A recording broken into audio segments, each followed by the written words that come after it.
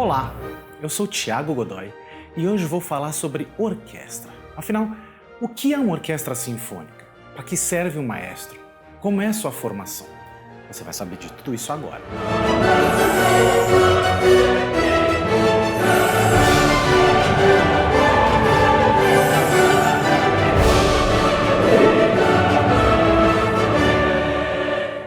O que é uma orquestra?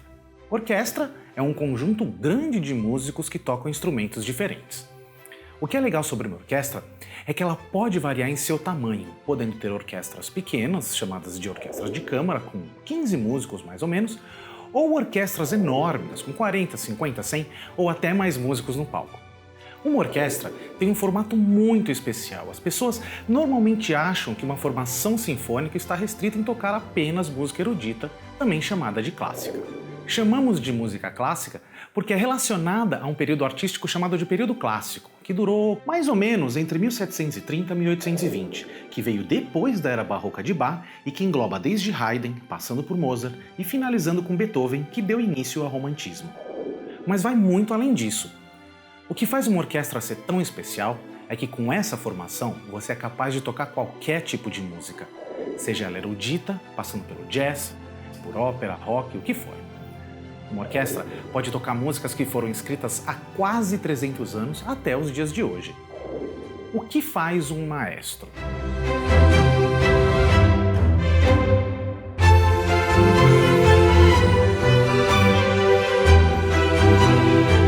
Existe algo místico sobre o maestro, mas o fato é que essa figura, que é a cara de uma orquestra, que dá sua personalidade, se tornou uma peça muito importante na engrenagem ao longo dos anos, não apareceu junto com a orquestra assim.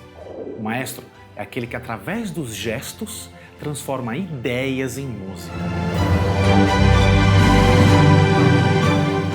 Pense em uma orquestra como um time de futebol, por exemplo. O maestro seria seu técnico, aquele que organiza o time, que diz o que cada um tem que fazer e em qual momento executar. Ou um diretor de cinema, que permite aos atores, no caso os músicos, a interpretarem uma peça dentro de uma ideia e organização já pré-determinada por ele. Agora, por que o maestro se tornou tão necessário? Antigamente, música era escrita para pequenos grupos ou para números solos, onde os músicos conseguiam se ouvir e se ver.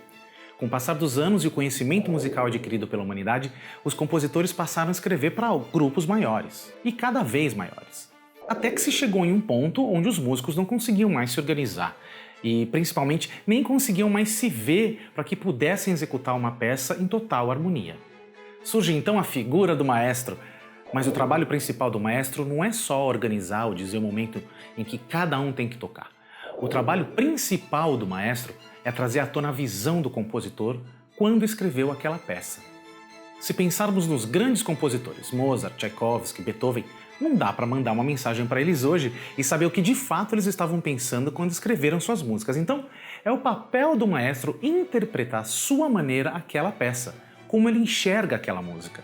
O mais legal de tudo é que grandes maestros podem interpretar a mesma peça de maneiras completamente diferentes entre si. Por isso, você nunca sabe o que vai ouvir quando for a um concerto. Agora, os tempos foram passando e os papéis foram se dividindo. Hoje em dia existe a figura do arranjador. Se o compositor é responsável por escrever a música e criar um momento único, o arranjador é quem distribui as notas, é quem decide o que cada músico vai tocar. Pensa em como será a distribuição das notas dentro daquela composição em cada família da orquestra. Mas calma, não se confunda. O arranjador não é o compositor. O arranjador transforma a composição original em algo totalmente novo, para um formato novo, diferente da ideia inicial do compositor.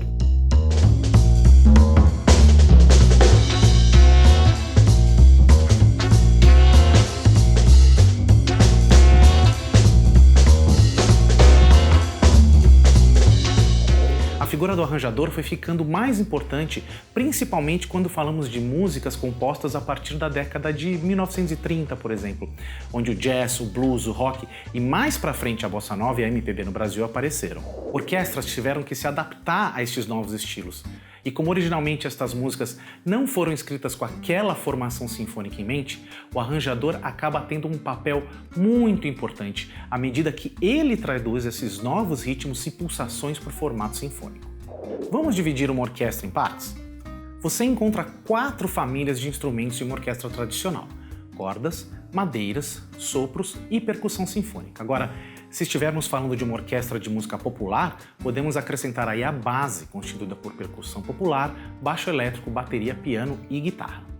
A música nasce a partir da interpretação do arranjo musical escrito para essas famílias de instrumentos.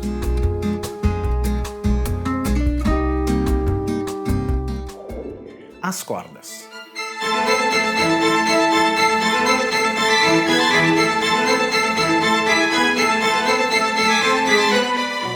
As cordas podemos dizer que são os cantores da orquestra. O arranjador ou compositor geralmente escreve as melodias das composições para esta família. Reparem que eu disse geralmente, porque toda regra tem sua exceção. Em uma execução onde haja um instrumento solista de qualquer família, seja um piano ou inclusive cantores, a melodia fica a cargo deste solista. As cordas são divididas em 4 partes e vamos apresentá-los do mais agudo para o mais grave: violinos, violas, cellos e baixo. A família das cordas é onde estão a maioria dos músicos da orquestra, muito devido porque os instrumentos dessa família são mais quietos, ou seja, têm um volume muito mais baixo que os instrumentos da parte de sopro, por exemplo. Por isso, mais cordas são necessárias para que sejam ouvidas melhor. Em adição a este grupo de 4 instrumentos na parte de cordas, temos também a harpa, com 47 cordas. As madeiras.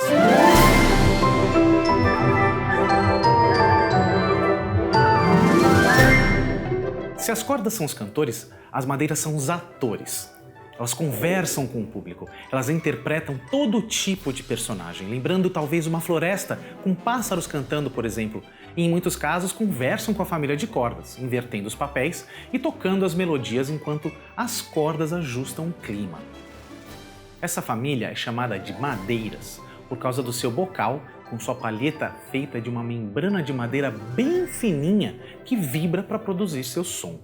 Vamos apresentar as madeiras também do mais agudo para o mais grave. Anote aí: pícolo, flauta, oboé, horn inglês, clarinete, clarinete baixo, fagote, contrafagote e saxofone.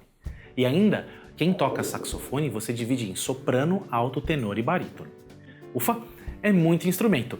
Mas não se preocupe, o arranjador nem sempre escreve para todos eles, até porque atualmente quem toca flauta toca pícolo ou saxofone. Quem toca saxofone toca soprano e alto ou tenor e clarinete. Enfim, por isso uma orquestra pode variar em seu tamanho, porque temos músicos tocando múltiplos instrumentos.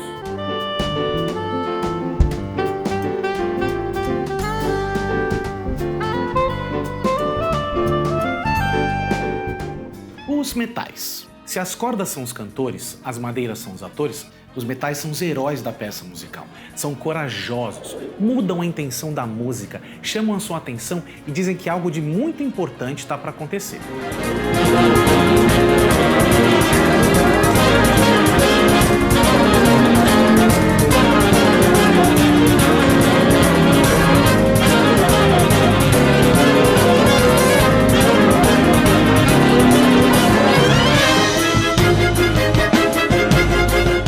A família dos metais foi muito importante para a história da humanidade, enviando mensagens sonoras a distâncias para anunciar a chegada de chefes de Estado, reis, passando por celebrações festivas e culturais, caça e até em guerras. Apresentamos também essa família dos instrumentos, saindo do mais agudo para o mais grave: trompete, trompa, trombone e tuba. Em uma orquestra popular, a tuba é substituída pelo baixo elétrico e quem toca trompete também toca flugelhorn, um trompete um pouco mais grave.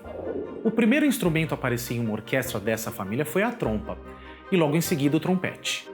À medida em que esses novos instrumentos foram surgindo, os compositores passaram a escrever para eles, buscando novos estilos, timbres e textura para suas composições. E assim, esses instrumentos foram sendo incorporados até chegarmos à formação de uma orquestra sinfônica como conhecemos hoje.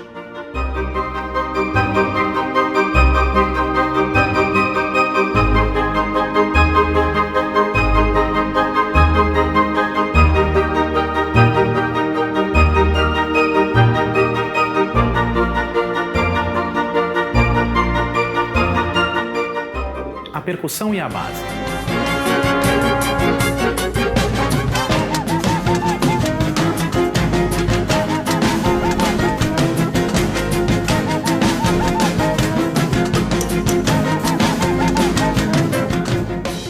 As próximas famílias que vamos apresentar meio que se complementam em sua função.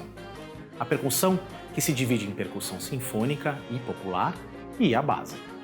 Estas famílias são responsáveis pela pulsação, pelo batimento cardíaco de uma orquestra. Levam o ritmo e o andamento da música. A base não faz parte de uma formação tradicional de uma orquestra sinfônica. Ela é introduzida na formação quando falamos em uma orquestra popular.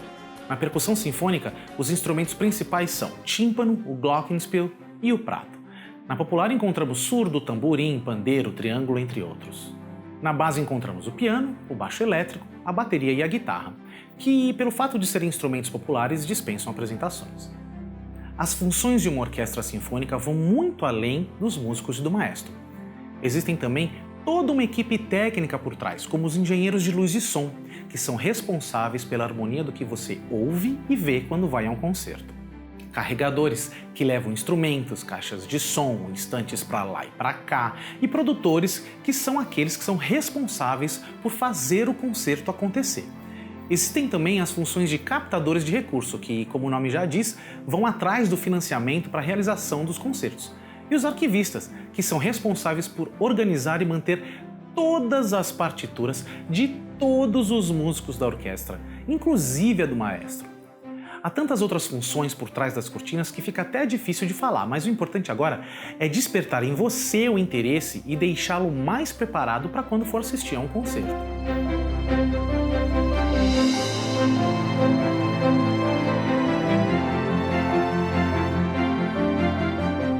Uma orquestra sinfônica é um grande exemplo na vida onde uma comunidade, ou seja, um grupo de músicos, é muito mais importante do que a soma de suas partes separadamente. Todos a serviço de uma visão. É um trabalho em equipe em sua excelência. Cada concerto não é apenas uma oportunidade de recriar a visão do que o compositor tinha em mente, mas é a grande oportunidade de inspirar, de arrepiar, de te levar às lágrimas, de trazer felicidade.